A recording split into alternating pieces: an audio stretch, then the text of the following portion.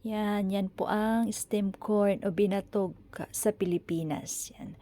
Bigla lang po ako nag-cravings kaya naghanap po ako ng mabilhan. Tamang-tama po may malapit po kami nga nagtitinda ng stem corn.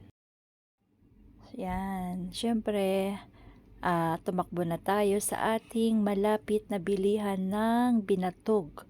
Binatog kumbaga sa Pilipinas. Yan, si brother. Busy kasi mag-isa lang niya. Yan, may mga cold drinks din sila. Tapos mga potato fries. Yan, kapitbahay din nila yung mga nagtitinda ng mga abaya. Yan nga palang kasama ni brother. Brother, bilisan mo. Yan, kasi may isa ka pang customer. Yan, 'di ba? Yan, siya ang mag-assist sa akin ngayon sa aking steamed corn o binatog. Brother, sabi ko sa kanya, bigyan mo lahat yan. Lagyan mo ng margarine, lemon, paminta, saka ng asin. Yan, tapos sinalo-halo lang yan. Ganyan lang kasimple. Tapos sa isang cup na yan, 500 fils na yan. 'Di ba? So, ang aking 1 dinar, mayroon pang sukli na 500 fils.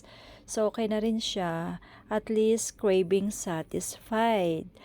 Okay, kain na tayo guys. Yan, yummy yummy, binatog sa Kuwait.